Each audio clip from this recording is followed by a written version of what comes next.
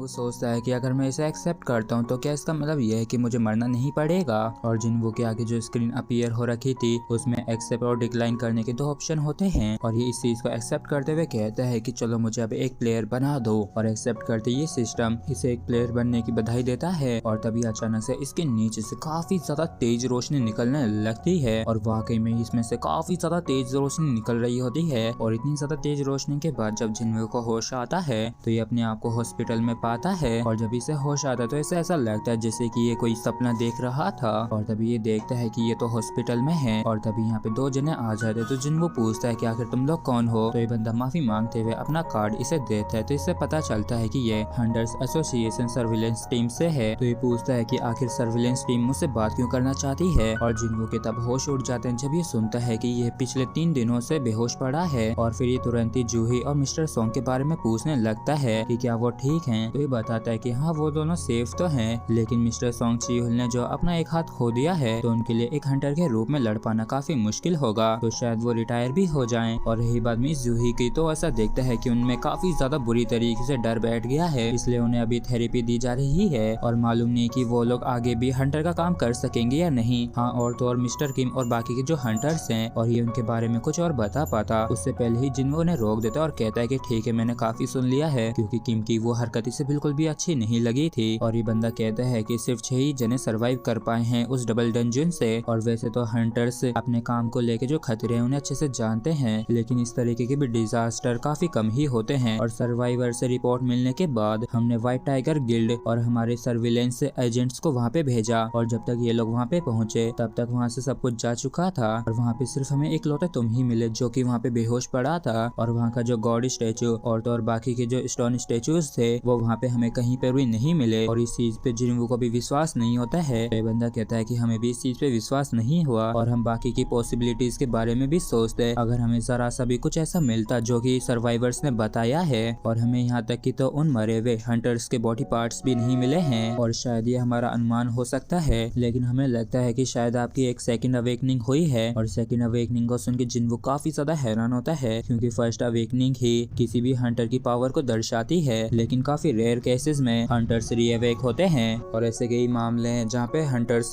सारी लिमिट्स को पार कर देते हैं, जिससे सी रैंक का हंटर एडवांस होके ए रैंक का हंटर बन जाता है, जबकि बी रैंक का हंटर एडवांस होके एस रैंक का हंटर बन जाता है। और ये जो बंदा होता है ये एक माना मीटर को सुंग जिनवू के पास रख के उससे अपने हाथ को एसेंस स्टोन के ऊपर रखने के लिए कहता है। और ये सोचता है कि अगर जो सर्वाइवर्स ने कहा है अगर वो सच है तो वहाँ पे इतने हाई लेवल के मॉन्स्टर्स थे जो कि पलक झपकते इन सभी को मार सकते थे, तो मतलब कि उन्हें कोई भी एवरेज हंटर नहीं हरा सकता है। और इसी वजह से हमने न सिर्फ ए रैंक हंटर्स को रिक्रूट किया बल्कि एस रैंक हंटर्स को भी उन्हें संभालने के लिए इकट्ठा किया था। लेकिन इस चीज पे विश्वास करना काफी ज्यादा मुश्किल है कि उस जैसे जानलेवा मैजिकल बीस्ट से बिना किसी नामो निशान के गायब हो गए। और उस डंजन के अंदर सुंग जिनवू आखिरी सर्वाइवर है, तो इसके ऊपर री अवेकनिंग का शक करना स्वाभाविक है। और हम देखते हैं कि माना मीटर के अंदर सुंग जिनवू की पावर 10 ही निकल के आती है। और इस चीज को देख के जिनवू भी थोड़ा सा परेशान होता है, जबकि ये चेक करने वाला जो होता है ये थोड़ा हैरान होता है, क्योंकि यहाँ तक कि जो वीकेस्ट ई रैंक हंटर होता है उसका भी स्कोर कम से कम 70 का होता है। और जैसे जिनवू पूछता है कि आखिर रिजल्ट क्या आया है, तो ये बंदा यहाँ से जाते हुए कहता है कि लगता है कि हमने तुम्हें बिन मतलब ही परेशान किया। और फिर ये लोग यहाँ से चले जाते हैं। और तभी जिनवू को समझ में आता है कि इसके सामने ये जो स्क्रीन ओपन हो रखी है तो इसे इसके अलावा कोई और नहीं दे सकता है। और इसका जो पैर कट गया था वो भी अब पहले की तरह नॉर्मल हो गया है। और वैसे तो मेरे मरने से पहले मेरी छाती छलनी छलनी हो गई थी, लेकिन अब कोई भी जख्म नहीं है। क्या वो सपना था? लेकिन वो काफी सच्चा सा था और शायद मुझे उन लोगों को बता देना चाहिए था कि मैं इन चीजों को देख सकता हूँ। और फिर ये स्क्रीन को टच करने लगता है, लेकिन तभी यहाँ पे कोई आ जाता है और कहता है कि जिनवू अभी अभी तुम्हें होश आया और आखिर तुम ये क्या कर रहे हो। और ये तो मत कहना कि तुम्हारे सिर में भी चोट लग गई थी, और मैंने तुमसे कहा था ना कि तुम काफी केयरफुल रहना। और तुम्हें मालूम नहीं कि मुझे कितनी ज्यादा चिंता हो रही थी और हर बार तुम ही क्यों हर्ट होते हो, जबकि सभी लोग ही ठीक दिख रहे थे। जबकि सुंग जिनवू अपनी सिस्टर को देख के मुस्कुरा रहा होता है और ये सोचता है कि मैं विश्वास नहीं कर सकता हूँ कि मैं असल में मरने वाला था और अपनी सिस्टर को ऐसे ही छोड़ के जाने वाला था, और मुझे अब भी ऐसा ही लगता है कि ये कोई सपना हो। और तभी इसकी सिस्टर चिल्लाते हुए कहती है कि अगर तुम एक और बार हर्ट हुए तो मैं अपनी पढ़ाई छोड़ के काम करने लगूंगी, जिससे कि तुम्हें ये हंटर का काम ना करना पड़े। और तभी जिनवू जिन्हा से कहता है कि क्या तुम इस चीज को देख सकती हो। तो जिन्हा कहती है कि आखिर क्या चीज। तो जिनवू कहता है कि कुछ भी नहीं, वैसे तुम ये बताओ कि जब गेम के अंदर कोई अनरीड मैसेज हो तो उस मैसेज को देखने के लिए क्या करना पड़ता है। तो जिन्हा कहती है कि क्या सच जिसमें तुम्हारे सिर पे कोई चोट लग गई है और जिन्हा बताती है कि सबसे पहले तुम्हें मैसेज बॉक्स को खोलना होगा।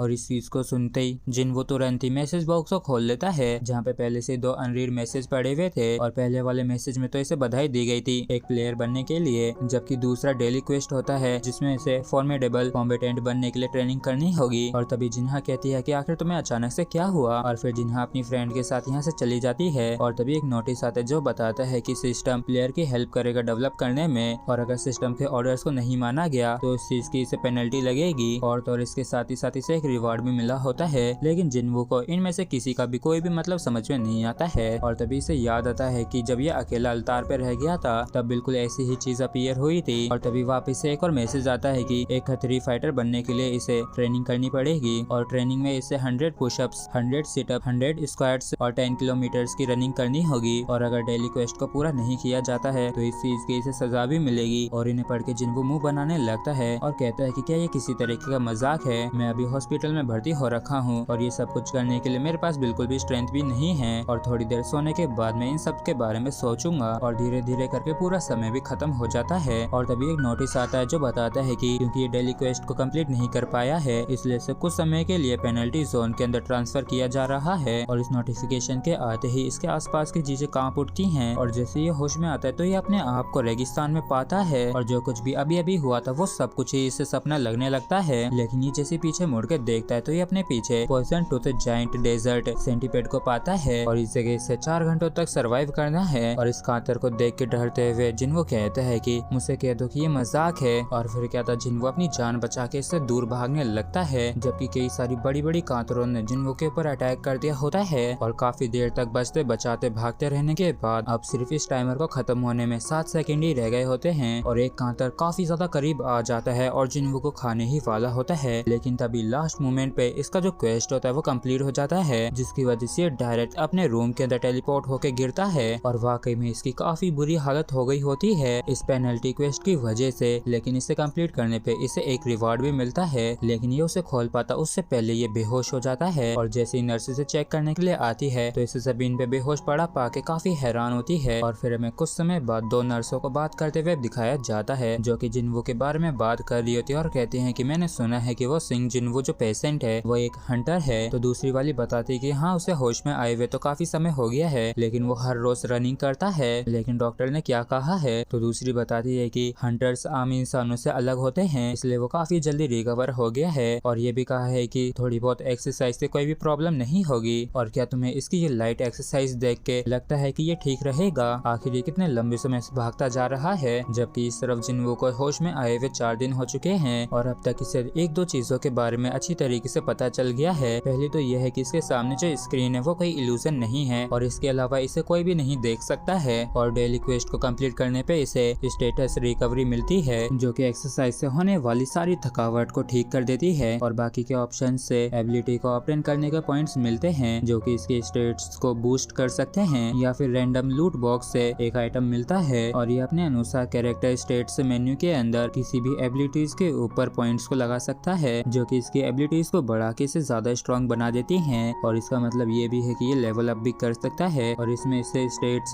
स्किल्स, आइटम्स, इन्वेंट्री, आइटम स्टेसेस और भी काफी कुछ मिलता है बिल्कुल किसी कंप्यूटर गेम की तरह। और इस अजीब सी चीज ने इसके ऊपर कंट्रोल सही कर लिया है और फिर ये हॉस्पिटल से कुछ समय की इजाजत लेके बाहर आ जाता है क्योंकि ये जब भी डेली क्वेस्ट को कंप्लीट करता है तो हर बार इसे एक रैंडम लूट बॉक्स मिलता है जिसमें से ज्यादातर समय इसे बेकार की ही चीजें मिलती थी जैसे कि पेन, बैंडेड्स वगैरह। लेकिन इस बार चाबी मिली है जो कि कुछ अलग है और इस चाबी की मदद से इंस्टेंस से डंजन के अंदर एंटर कर सकता है और इसे यह हैपजियोंग स्टेशन के एग्जिट नंबर 3 पे इस्तेमाल कर सकता है। और इन सारी चीजों को होते हुए देख के इसे साफ साफ लग रहा होता है कि ये इसकी सेकंड अवेकनिंग है, मतलब कि ये एक तरीके से रीअवेकन हुआ है। और इसे ऐसा भी लग रहा होता है कि इतना तो स्ट्रॉन्ग हो गया है कि ये इस डंजन के लिए एक बार कोशिश कर सकता है क्योंकि दुनिया का सबसे वीकेस्ट हंटर रीअवेकन हुआ है। और वैसे भी क्योंकि ये भागने में काफी माहिर है तो अगर पिछली बार जैसा कुछ खतरनाक होता है तो ये तुरंत ही वहाँ से भाग निकलेगा जिसके बाद ये इस चाबी को इस्तेमाल करके हैपजियोंग स्टेशन के डंजन के अंदर एंटर कर लेता है और इसके एंटर करते ही नोटिफिकेशन भी आ जाता है। लेकिन जैसे ही ये एंटर करता है तो यहाँ का जो एंट्रेंस होता है वो बंद हो जाता है। लेकिन तभी कोई इसके बाजू में फोन चलाते हुए आराम से इस जगह से निकल जाता है और इस चीज को देखे से समझ में आ जाता है कि ये एकदम पूरी तरीके से अलग डायमेंशन में आ गया है और ये काफी हद तक रेड गेट जैसा होता है और इसे समझ में भी नहीं आता कि अब इसे क्या करना चाहिए, क्योंकि इसने तो सोचा था कि अगर सिचुएशन खतरनाक होती है तो ये यहाँ से भाग निकलेगा, लेकिन जंग के शुरू होने से ही पहले इसके भागने का रास्ता बंद हो गया है और नोटिस भी आ जाता है कि ये इस डंजन से तब तक नहीं जा सकता है जब तक ये बॉस को नहीं हरा देता है या फिर एक टेलीपोर्टेशन स्टोन का इस्तेमाल नहीं करता है। तो मतलब कि अगर इसे यहाँ से बाहर निकलना है तो इसे इस डंजन को क्लियर करना ही पड़ेगा और इस वजह से सुंग जिनवू की काफी बुरी हालत होने लगती है, क्योंकि कुछ समय पहले तक ई रैंक मॉन्स्टर से भी इसकी लड़ने में हालत खराब हो जाती थी, लेकिन इसे अब अपने दम पे पूरे डंजन को खाली करना है जो कि इसकी औकात से काफी ज्यादा बाहर है। और जब ये बिना पार्टी के ये चीज करने के बारे में सोचता है तो ये काफी घबरा सा